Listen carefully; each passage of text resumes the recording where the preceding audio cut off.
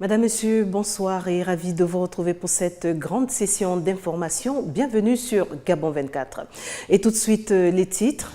Au Gabon, entre information et divertissement, le premier salon du mariage s'est tenu ce samedi à Libreville, une initiative du collectif Loukwel en vue d'éclairer les mariés et futurs mariés sur tous les contours attachés au mariage.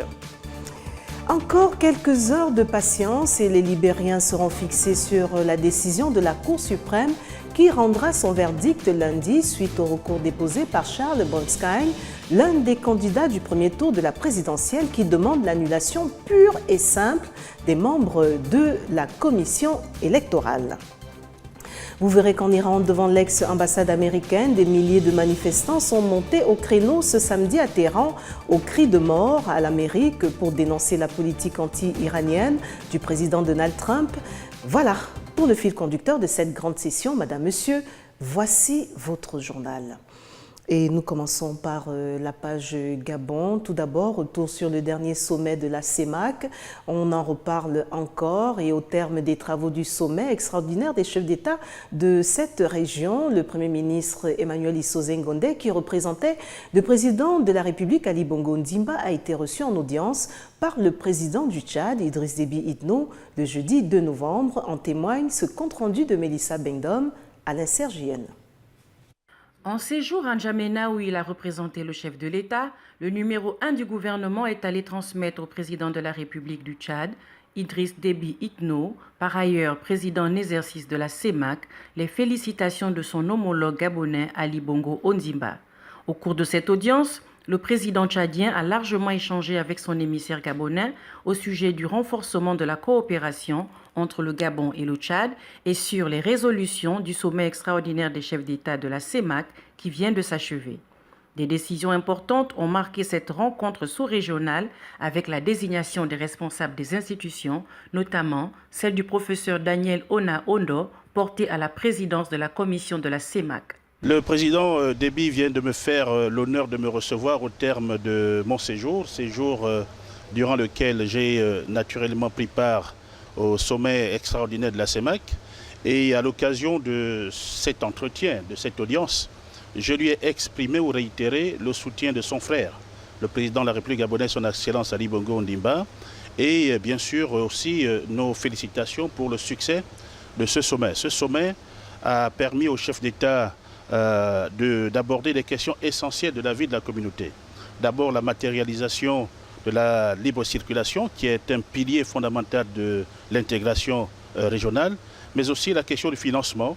La question du financement et bien sûr les projets qui participent de l'intégration physique de la communauté. Sur toutes ces questions, nous avons pu relever une forte communauté de vues entre le Gabon et le Tchad, ce qui nous rassure quant à la suite du mandat du président Déby, puisqu'il reste toujours président d'exercice de la CEMAC, et nous pensons nous pouvoir amener le président Onaondo à bénéficier de tout l'apport, de tout le soutien du président d'exercice de la CEMAC. Les excellentes relations d'amitié entre le Tchad et le Gabon ne laissent planer aucun doute sur le soutien indéfectible que ce pays frère apportera pour la réussite du mandat du Gabonais.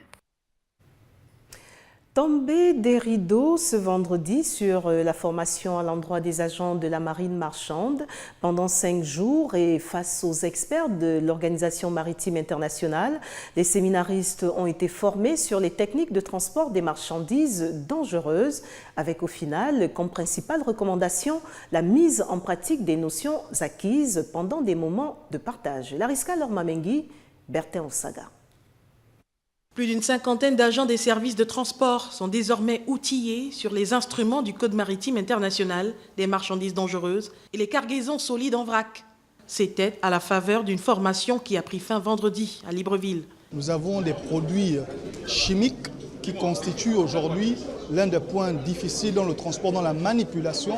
Les marchandises inflammables, ce sont des marchandises très dangereuses et au niveau de la manipulation des marchandises en conventionnel, en vrac, nous avons vu certaines marchandises qui pour la totalité ne constituent pas des marchandises dangereuses, mais sont principalement des éléments nécessaires à apprendre afin d'éviter que dans le cours de transport, dans le voyage, les personnes à bord et les personnes qui sont chargées de la manipulation ne traversent aucun risque. Cette initiative du ministère des Transports et de la Logistique et de l'Organisation maritime internationale vient ici contribuer au renforcement des connaissances des dispositions réglementaires en matière de sécurité. C'est aussi la matérialisation de la détermination de son Excellence Ali Bongo Ondimba, président de la République, chef de l'État, à accompagner de manière permanente et constante les acteurs du secteur maritime et portuaire dans la recherche de la performance et de la compétitivité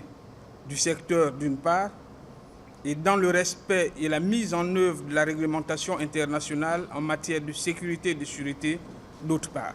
Pendant 5 jours, les opérateurs économiques et toutes les entités spécialisées dans le transport des marchandises ont partagé leur expérience avec des experts de l'OMI venus de plusieurs pays. Tel qu'annoncé en titre, au Gabon, le mariage est devenu un véritable marqueur social qui nourrit aussi toute une industrie lorsqu'on a choisi de sortir du célibat. Et pour éclairer les mariés et les futurs mariés sur cette notion, le premier salon du mariage s'est tenu ce samedi à Libreville. Le compte-rendu de Mirandangué. Le premier salon du mariage s'est tenu ce samedi à Libreville. Avec pour slogan « Le mariage autrement », il a pour but de repenser l'organisation du mariage en créant un réseau de référence de prestataires pour l'organisation des mariages au Gabon. À l'origine de ce concept, 5 jeunes femmes du collectif Le Quel Brunch. Nous avons remarqué qu'en fait, au niveau du Gabon, tout ce qui est mariage aujourd'hui, c'est un coût excessif. Et nous avons essayé d'étudier la question et nous nous sommes dit, les filles, qu'est-ce qu'on peut faire en fait? Alors on a décidé d'adapter du mariage sur mesure pour ces personnes-là qui n'ont pas des revenus assez élevés. Les juristes, les officiers d'état civil, les religieux et même les sexologues ont défilé à tour de rôle pour édifier les couples sur les fondamentaux du mariage. À l'exemple de la sexualité qui n'est pas à négliger au sein d'un couple. Le sexe est très important dans le mariage. Nous avons vu combien de situations on ne peut pas énumérer. Les femmes qui finissent par partir, les hommes qui finissent par partir, les crises de jalousie, il y a des morts, des assassinats, des abandons autour de la question de la sexualité. Donc avoir une vie sexuelle harmonieuse est rassurant pour un mariage, pour un couple. Marjolaine, qui envisage de se marier, en sort pleine d'idées. J'ai été très satisfaite du salon et il y a des choses qui ont été abordées ici qui pourront me servir à l'avenir. Au terme de ce premier salon, rendez-vous donc pris pour l'année prochaine avec un nouveau thème qui portera sur le mariage coutumier après le mariage civil cette année. Et justement, dans ce premier salon international du mariage au Gabon, la présentation de collections de plusieurs créateurs de mode au Gabon était à la page, tout comme Yesda de Design, jeune créateur de mode qui confectionne des tenues pour les mariés. Mirandangué nous en dit plus.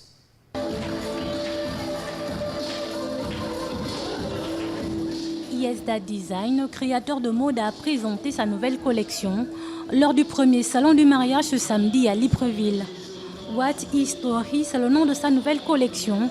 Une collection qui fait le rappel de l'histoire du pagne, associée à d'autres tissus comme la mousseline, le satin duchesse, le taffetas pour la collection de tenues de mariée. C'est une collection qui fait un peu le rappel du pagne, l'histoire du pagne. Si vous avez remarqué, je travaille beaucoup avec les tissus qui viennent de l'Occident et je le mélange un peu avec du pagne. Ça veut dire qu'on peut avoir des robes de mariage qui sont spécialisées, pas forcément, qui sont personnalisées avec notre coutume. On peut retrouver les motifs du pagne, le raffia, les paillettes. Donc c'est un peu cette collection-là que j'ai apportée pour présenter aux futurs mariés. 6 ans à peine dans le monde de la mode au Gabon, ce jeune homme, originaire de la province du Walentém, dans le nord du Gabon, cumule déjà plusieurs prix. J'ai interrompu ma tournée internationale, donc là je vais reprendre la tournée à partir du janvier. Donc il y a quelques pays qui sont déjà prévus pour la tournée internationale. Maintenant sur le plan national, je prépare également la 3e édition de mon défilé, probablement d'ici premier trimestre 2018. Au Gabon, la mode se développe et devient petit à petit une industrie. On le constate à travers la naissance de plusieurs marques locales et la reprise par plusieurs marques occidentales des codes de la mode africaine. Cette industrie est de plus en plus attrayante avec des professionnels jeunes de plus en plus nombreux.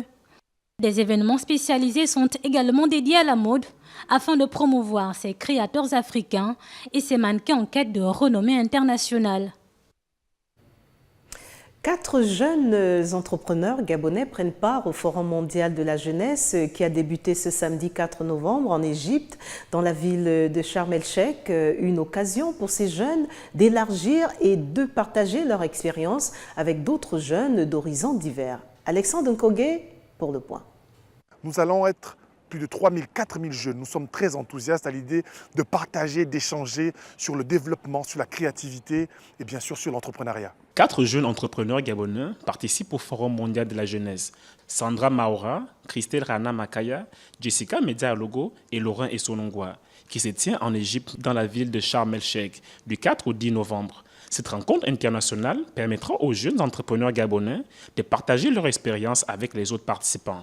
Ces 4 jeunes évoluent dans des domaines différents tels que la cuisine, l'informatique et le mouvement associatif.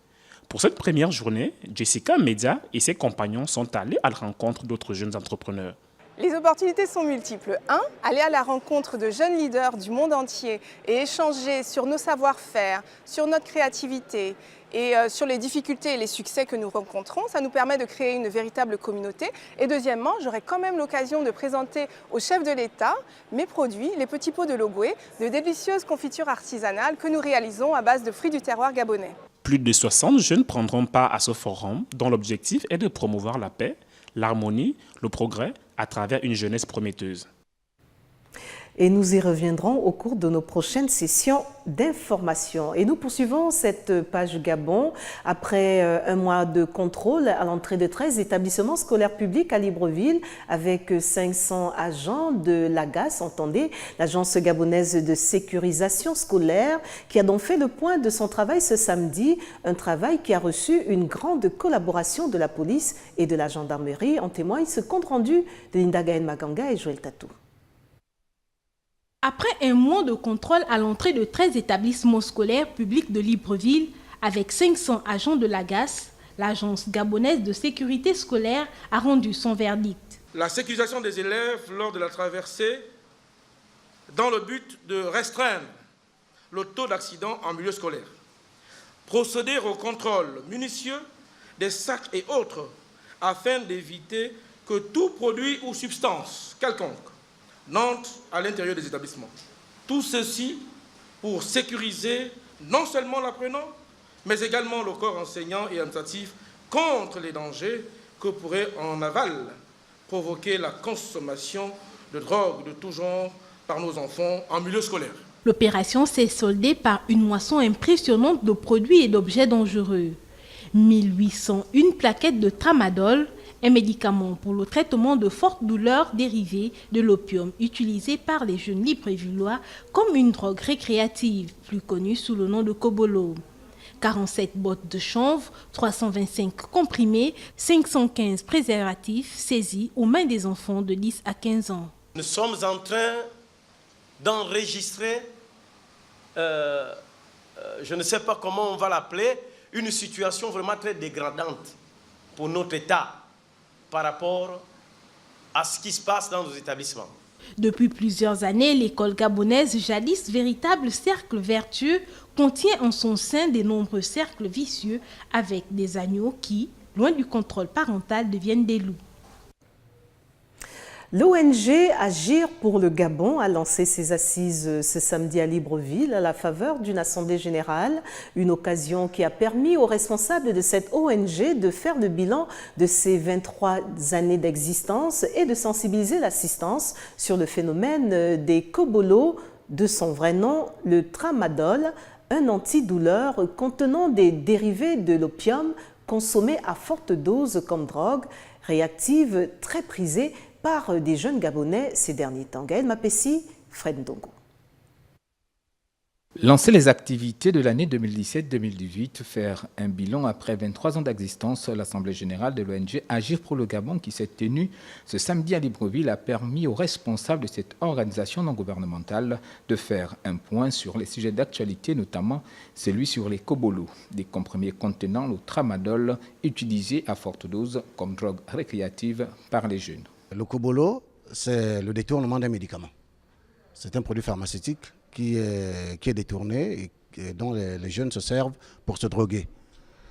Nous, comme toutes les ONG qui sont sur le terrain, on essaie d'attirer l'attention des jeunes et même des parents parce qu'on se rend compte que le kobolo, c'est essentiellement les jeunes qui le consomment, mais il y a aussi des moins jeunes qui le consomment.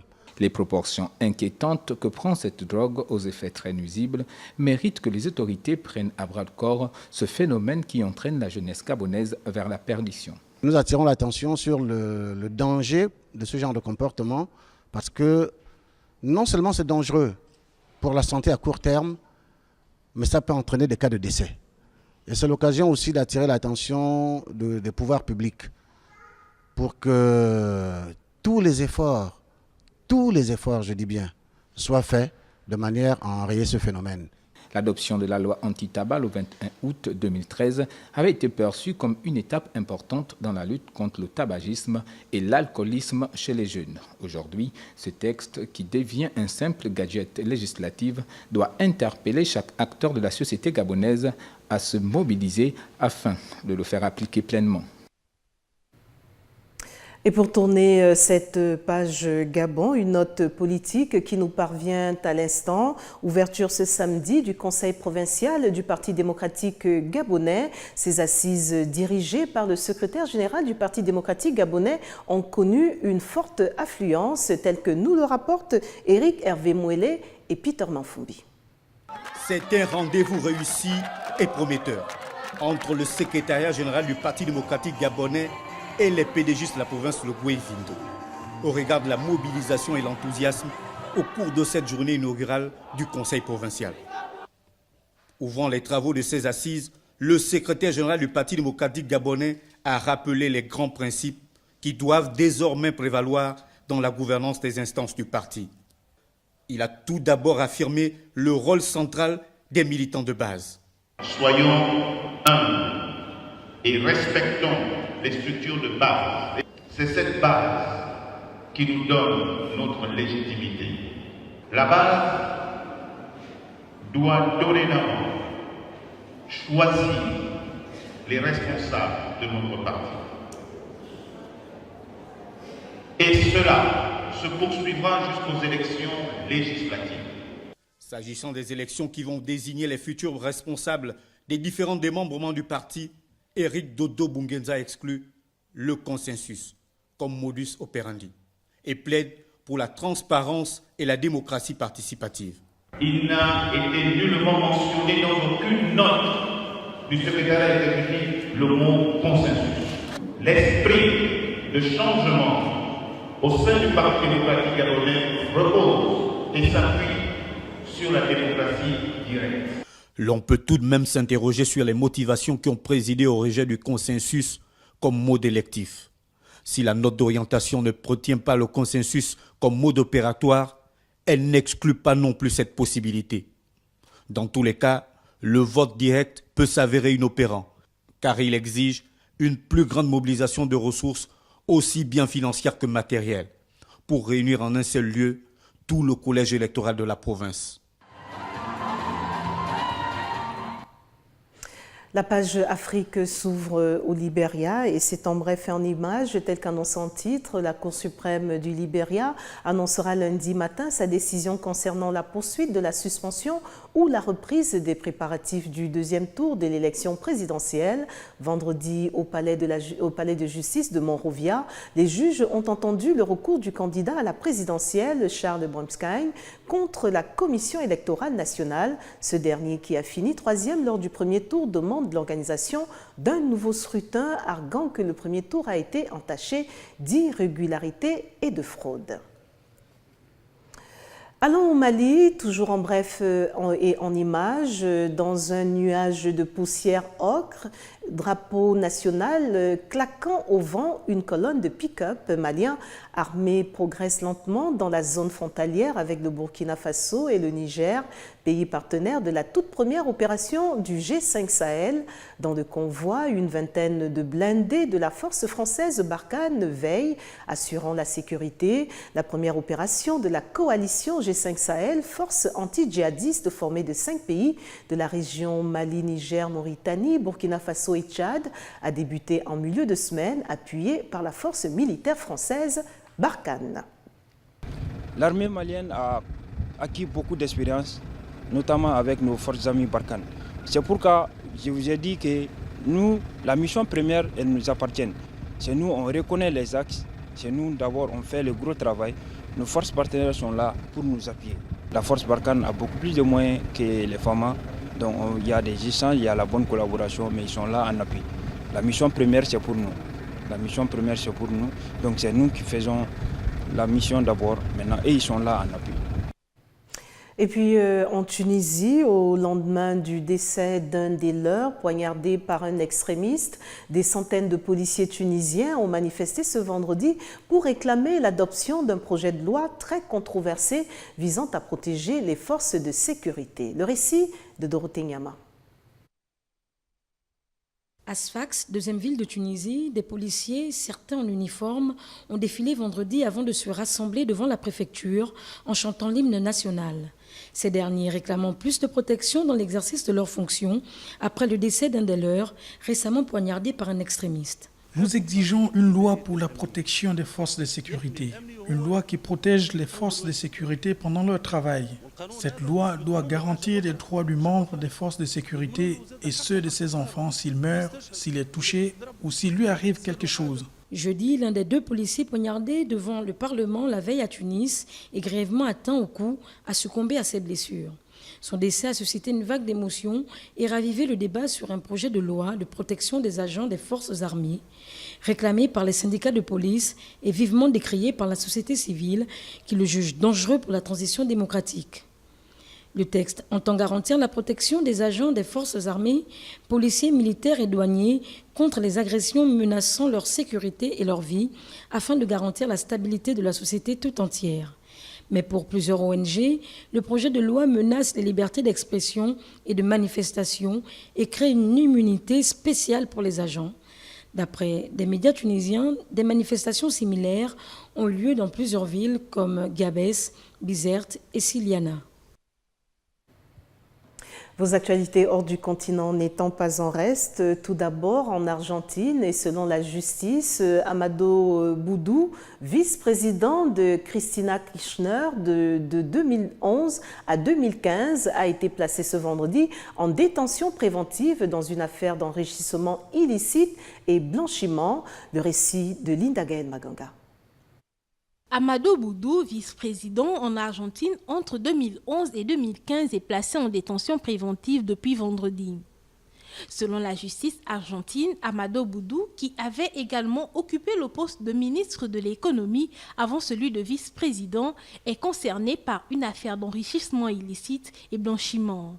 Le juge fédéral Ariel Liro a ordonné sa détention dans le cadre d'une instruction entamée en 2012, estimant que l'ancien ministre de l'économie s'était enrichi de manière injustifiée pendant l'exercice de la fonction publique.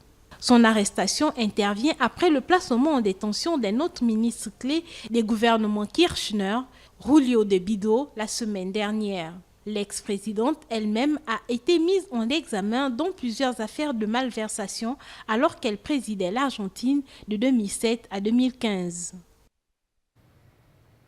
Je vous l'annonçais à l'entame, en Iran, des milliers de personnes ont manifesté ce samedi à Téhéran au cri de mort à l'Amérique pour dénoncer la politique anti-iranienne du président Donald Trump devant l'ex-ambassade américaine à l'occasion de l'anniversaire de son occupation en 1979. Gabriel Ratanga s'en fait l'écho. Cette célébration annuelle marque le début de l'occupation pendant 444 jours de l'ambassade par les étudiants islamiques qui avaient retenu en otage plus de 50 diplomates américains. Cela avait abouti à la rupture des relations diplomatiques entre les deux pays. Nous manifestons ici pour montrer aux États-Unis que nous pouvons défendre notre pays et pour dire que les cris et les jurons de Trump n'ont aucun effet sur nous. Le fait que les Américains nous demandent de négocier est un indice qui montre qu'ils sont contre l'Iran. Comme tous les ans, les manifestants ont scandé les slogans « Mort à l'Amérique, mort à Israël » et brûlé des drapeaux américains. D'autres avaient apporté des effigies de Trump qu'ils frappaient à coups de bâton. Le président américain a récemment durci le ton à l'égard de Téhéran, qu'il accuse de semer le chaos en Moyen-Orient. Il a menacé mi-octobre de sortir les États-Unis de l'accord nucléaire à tout moment, demandant au Congrès de prévoir de nouvelles sanctions économiques contre Téhéran. L'accord nucléaire conclu en 2015 entre l'Iran et le groupe 5+1, États-Unis, France, Royaume-Uni, Russie, Chine et Allemagne, avait pourtant permis un relatif apaisement entre Téhéran et Washington.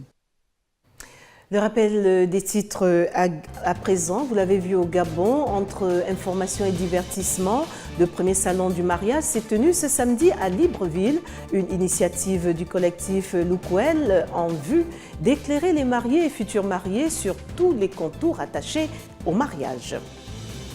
Nous étions au Libéria où il faudra encore quelques heures de patience et les Libériens seront fixés sur la décision de la Cour suprême qui rendra son verdict lundi suite au recours déposé par Charles Brunskine, l'un des candidats du premier tour de la présidentielle qui demande l'annulation ou des membres de la commission électorale.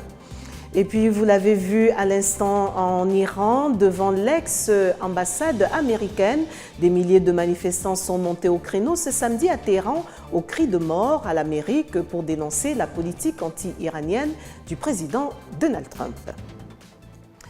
Voilà, Madame, Monsieur, tout ce qui a retenu notre attention pour cette grande session d'information. Au nom de toute l'équipe, merci de nous rester fidèles.